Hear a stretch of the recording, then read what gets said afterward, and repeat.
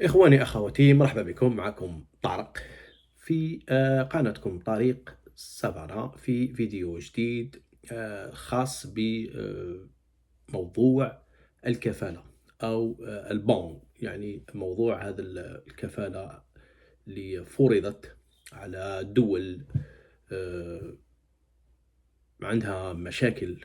هذه الدول فرعاياها رعايا هذه الدول يفرض عليهم كفالة للحصول، ليس للتقديم على تأشيرة السياحة مثلا.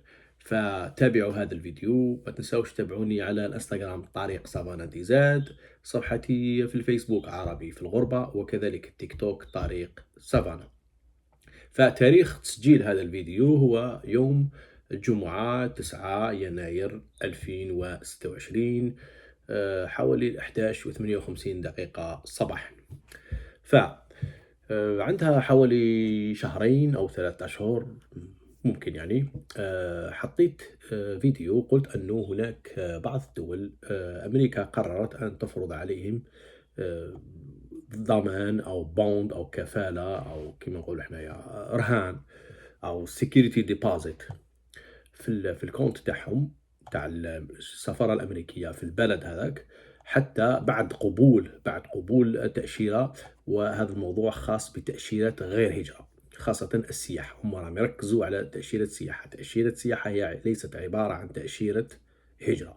فباش الناس تحوس تعرف معلومات على تأشيرة غير هجرة، تأشيرة غير هجرة مثلا تأشيرة خطوبة اللي هي K1، تأشيرة السياحة، هذو أمثلة فقط، تأشيرة دراسة، تأشيرة عمل.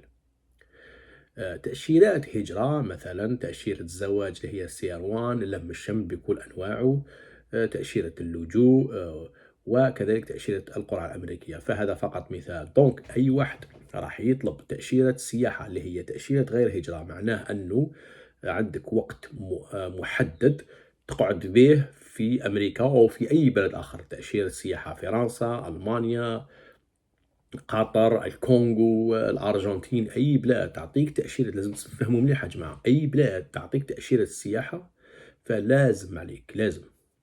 ماهوش زعما سي با زين فافور، ماحش دير مزية فيهم ولا في نفسك ولا في أنا. لازم عليك تحترم تواريخ، تحترم البلد كذلك، يعني قوانين البلد تحترمهم، والتواريخ تاع التأشيرة أو تاريخ الدخول وتاريخ الخروج من هذا البلد أو إلى هذا البلد لازم تحترمهم. أنا نعرف وعلى بالنا كاع كيما راكم تشوفوا، أنا راكم تشوفوا الفيديو، على بالي كاع راكم تقولوا كيفاش يعطوا لي فيزا ونعاود نولي للبلاد والبلاد ما فيها والو، وحنا كرهنا وهربنا والناس راهم يجوا فراو كواغطهم وكذا، وراح نصرف بزاف دراهم، وشكون يضمن لي أني لما نرجع راح يعطوا لي التأشيرة؟ هنا لازم نحبسك كي تقول شكون اللي يضمن لي. دوك نقول لك، دوك نفهمكم قبل ما ندخلكم في الموضوع. أنا قبل ما نستقر هنا في الولايات المتحدة الأمريكية كنت أشتغل في شركة في الجزائر، كنت كذلك أتحصل على تأشيرات. فتحصلت على تأشيرة شنغن، كنت ناخذ مثلا 3 أشهر 6 أشهر عام، وكذلك كنت أخذ تأشيرة تاع بريطانيا. عطاو لي في المرة الأولى 6 أشهر، المرة الثانية عطاو لي سنة، والمرة الثالثة عطاو لي كذلك سنة أو عامين. هذاك الوقت كانت يعطوك على حسب شحال تطلب. ونفس الشيء بالنسبة لتأشيرة الولايات المتحدة الأمريكية، عطاو لي حتى سنتين. دونك أنا هذاك الوقت مثلا، هذه فقط يعني حكاية جواب على الموضوع هذاك شكون يضمن. فأنا هذاك الوقت كذلك كنت عندي فيزا، وكانوا الناس يقولوا لي مثلا روح ما ترجعش. وعلاش ما نرجعش؟ قال لك لأنه ما تضمنش راح يرجعوا لك. العكس، كي كنت ندير فيزا تاع 3 شهور ومن بعد تاع فرنسا زدت تاع 3 شهور، ولاو يعطوا لي اكثر، ولاو يعطوا لي ب6 شهور بالعام، وقادر يزيد يعطوك اكثر. نفس الشيء بالنسبه للفيزا تاع الولايات المتحده الامريكيه. مثلا اذا درت فيزا تاع توريستيك ومازال عندك لو ميم ستاتيو تاعك تاع خدمه، ولا ما عندك حتى مشكل هنا في امريكا او في الجزائر، قادر يعطوا لك حتى 10 سنين. أما الناس اللي حبت تجي لهنا، مرحبا بكم في أي وقت. هذه بلاد الفرص، فيها الخدمة، فيها كواغط، فيها كلش، ولكن ما راهيش كيما كانت بكري وماهيش سهلة. راها تزيرت وراح تزيد تزير. ماهوش زعما ديمقراطي ولا جمهوري ولا ترامب ولا بايدن، راهي تزير وتزير. من الأسباب اللي خلات الولايات المتحدة الأمريكية أو وزارة الخارجية الأمريكية تفرض هذه الكفالة على هذه القائمة تاع الدول، هو أنه الرعاية تاع هذه الدول يجوا الولايات المتحدة الأمريكية وما يرجعوش. والبعض منهم يحاول يغير الوضعيه تاعو، وبعض منهم يعني راهو في البروسيس باش يغير الوضعيه تاعو، وبعض منهم اصلا غيرها واصبح مواطن امريكي. ف السفارة الأمريكية أو وزارة الخارجية الأمريكية دارت قيود من بين هذه الدول. باعتباري جزائري، فالجزائر هي دولة، يعني كاين دولتين عربيتين في هذه القائمة. دوك راح نعطيكم أسماء تاع القائمة. كاين الجزائر وموريتانيا. فراني هنا فتحت، راني في الموقع الرسمي. فهذه الدول هي كالتالي، وكل دولة عندها التاريخ تاعها. فالجزائر ابتداء من 21 جانفي 2026. فأي واحد يتحصل على فيزا أو يطلب فيزا في هذا ابتداء من هذا التاريخ، يعني يروح يطلب فيزا ويقبلوه، لأنه هذا الأمر يعود إلى ضابط القنصلية، لاجون كونسولار.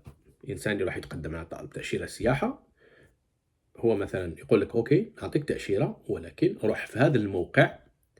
الموقع هو اللي تخلص فيه التأشيرة، هو اسمه pay.gov أو pay.gov. وراح نحط لكم الموقع في الرابط. وكذلك عندك لازم تعمر ان فورم، يعني ان فورمولار. هذا الفورمولار اسمه باللغة الإنجليزية I352، بالفرنسية I352. وراح لكم الرابط تاعو في أسفل الفيديو، ونحط لكم كذلك الرابط اللي جاء من وزارة الخارجية، الموضوع اللي نحكي لكم عليه. دونك نكملوا في الدول. عندك الجزائر، قلت لكم بما انه جزائري ابتداء من 21 جانفي 2026. كاين أنغولا، كاين هذه الدولة اسمها أنتيغان بربودا، بنغلاديش، بنين، بوثان، بوتسوانا، بوروندي، كابفير، الأفريق سنترال، كوت ديفوار، كوبا، جيبوتي، دومينيكان، فيجي، غابون، غامبيا، غينيا بيساو، كازاخستان، مالاوي، موريتانيا، ناميبيا، نيبال، نيجيريا، ساو تومي اند برنسيب، سنغال، تاجيكستان، تنزانيا، طوغو، تانغا، تركمانستان، توفالو، أوغندا، فانواتو، فنزويلا، زامبيا وزيمبابوي. الفيديو اللي درته المرة اللي فاتت قلت لكم هنا كاين فقط دولتين. كانت دولة الله أعلم زيمبابوي وأوغندا ولا مالاوي، كانوا فقط دولتين من إفريقيا. الآن زادوا، دوك هذه القائمة كومبلي توت، يعني لا ليست كومبليت. مثلا في طنزانيا بداو يديروا هذا التطبيق، بداو يطبقوا هذا القرار. مثلا في طنزانيا بداو يوم 23 أكتوبر 2025. نفس الشيء بالنسبة لدولة موريتانيا، أكتوبر 23. نفس الشيء بالنسبة لمالاوي، اللي هذا اللي كنت نحكي قلت لكم في أوغست 20، يعني 20 أوت. هذو الأقدم. كذلك ساو تومي أند برنسيب في أكتوبر 23. دونك هذه هي. دونك القائمة راهي ولات واضحة، أنا حطيت لكم الأسماوات وراح تشوفوها بأعينكم. دوكا كيفية ندخلوا في صلب الموضوع. ما هي قيمة الكفالة أو البوند هذه؟ شو على حسب الموقع تاعهم. هنا راني نشوف يقولوا كاين 3. ضابط القنصلية هو اللي يحدد ما هي المعايير اللي حددها في دفع هذه البوند، اللي هي إما، اسمع مليح نقول لك، إما بعض الناس راهم يقولوا من 5000 إلى 15000. لا، هذه غلط. راهم يقولوا 5000 دولار أو 10,000 دولار أو 15,000 دولار. يعني كاين 3. ما يقدر يعطيك 6400، ما يقدر يعطيك أكثر، ما يقدر يعطيك أقل. 3. تروح دير طلب تأشيرة تاع السياحة، يقبلها على حسب المعايير تاعك. مثلا راك أعزب، على حسب السن، على حسب الدخل تاعك، على حسب شحال عدد الأفراد اللي راهم رايحين، يقرر. فنديروها مثلا في الوسط، نديروها قال لك أوكي نعطوك تأشيرة السياحة، أعطينا 10,000 دولار ضمان، بوند سيكيورتي ديبوزيت، أعطيها لنا 10,000 نرجعوها لك لما ترجع. تقول له أوكي ماشي مشكل. يقول لك أوكي عندك هذا الرابط، يبعثوا لك رابط تعمر فيه هذاك الفورمولار I352. هذا الفورمولار تابع للدي اتش اس، ديبارتمنت اوف هوملاند سيكيورتي، اللي هما الايس، يعني وزارة الأمن الداخلي أو وزارة الأمن القومي. يعني راهم يعسوا الحدود تاع أمريكا. دونك دير في بالك كي تونجاجي في هذه الأمور، دير في بالك، ولا أنت ديري في بالك، راك تعمر ان فورمولار اللي راه رايح لدائرة أو إدارة الأمن القومي. يعني يولي يعرفوك في المطارات، في الموانئ، في أي بلاصة يولي يعرفوك. دونك راح تمد لهم كل المعلومات تاعك. لما تعمر هذاك الفورمولار تروح تخلص في هذاك الموقع اللي هو اسمه pay.gov. هذه أني فهمتها لكم. دونك على حساب الضابط القنصلي هو اللي يقرر. ف الكفالة تكون يوم المقابلة يوم قبول الطلب تاع التأشيرة السياحية. نورمال لحد الآن راه مفهوم. دونك بعض الناس يقول لك أوكي يعطوا لي فيزا نروح ما نرجعش، واحد يقول لك روح بدل لا سيتياسيون. دونك ما هي الأسباب اللي تخليهم ما يرجعولكش الكفالة هذه أو ما يرجعولكش 10,000 دولار؟ 10,000 دولار هي في الجزائر بدراهم السوق السوداء 250 مليون. دونك الإنسان إلا طلبوا له 250 مليون وزيد البيت الفواياج وزيد المصروف ويخلي كلش مراه، ممكن حوالي راح يخلص على الأقل، هذا اللي طلبوا له 10,000 دولار على الأقل بالنسبة للجزائري على الأقل 300 مليون دولار، 300 مليون سنتيم. دونك واحد قادر يقول لك أنا ما نسحقش هاد 300 ما نرجعش. دونك كاين 3 أسباب، كاين لي 3 غيزون هادو اللي ما يرجعولكش دراهمك. عندك تغيير الوضعية تاعك، أو اسمع مليح شنو، أو حتى محاول يفيقوا باللي حبيت تغير الوضعية تاعك. دوك بعض الناس يقولوا واش معناتها تغير؟ تجي تأشيرة السياحة تحب تقلبها إتيديون تأشيرة دراسة، تحب تقلبها تأشيرة عمل، هما قالوا تغيير الوضعية. دوك إلا بعض الناس يقولوا لي نورمال تقدر، أم قالوا تغيير الوضعية. الوضعية اللي جيت بها هي سياحة، تقعد سياحة، أو تروح تتزوج، تروح تتزوج مع مواطن أو مواطنة أمريكية. دونك هذه الحالة الأولى، هذه الحالة ما يرجعولكش دراهمك. الحالة الثانية هي أنه لما تبقى أكثر من المدة اللي عطاوها لك. ليكن في علمكم لما تدي الفيزا تاع أمريكان، نعطيها لكم بالخبرة وزيدوا تسقسوا عليها مليح، لما تدي الفيزا تاع أمريكان وتشري البي تاعك، مثال فقط، تجي يوم 1 فيفري 2026 لو بي تاعك يبدا تدخل أمريكان يوم 1 فيفري 2026 وتخرج من أمريكان يوم مثلا نعطي مثال فقط 2 مارس 2026. هذا لو بي تاعك، والفيزا تاعك فيها مثلا عامين أو عام أو 6 شهور أو 10 سنين.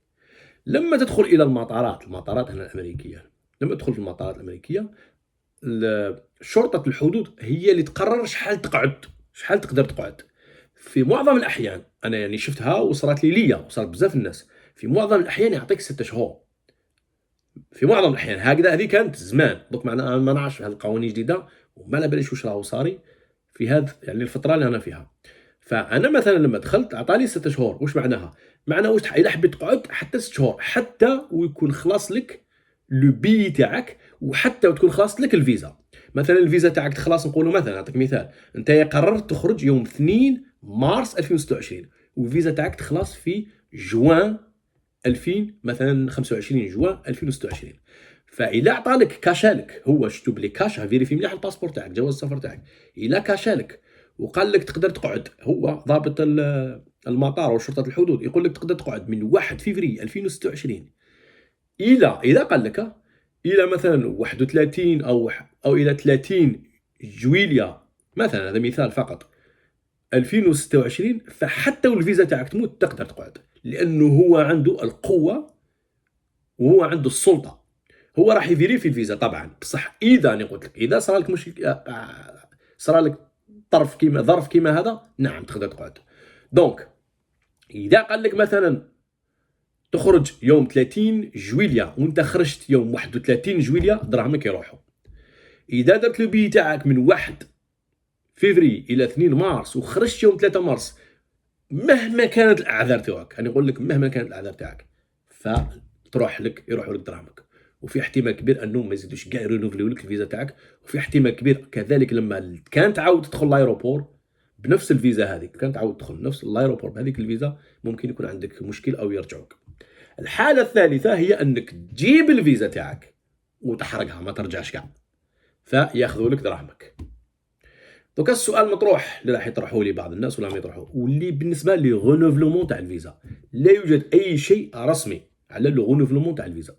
فانا بالنسبه لي مع التجربه والخبره المتواضعه ساسخا لا ميم شوز، نفس الشيء، لانك راح يعطوك فيزا. دونك لما تروح ترونوفلي، انا بالنسبه لي والله اعلم، اما اذا داروا قانون باللي اللي عنده فيزا من قبل، اما اذا قالوا ممكن نكون غلط، وان شاء الله نكون غلط، اللي عنده فيزا من قبل ما راحش يطلبوا له شغل هذو كيما نقولوا حنايا طفروها، ما راحش يطلبوا له الكفاله. دونك هاد 3 حالات تروح لك الكفاله. بعد ما تملا هذاك الفورمولار دير في بالك باللي السفارة الأمريكية تتواصل مع وزارة الخارجية، ووزارة الخارجية راح تتواصل مع USCIS إدارة الهجرة هنا في الولايات المتحدة الأمريكية، وراح تكون مطلوب عندهم.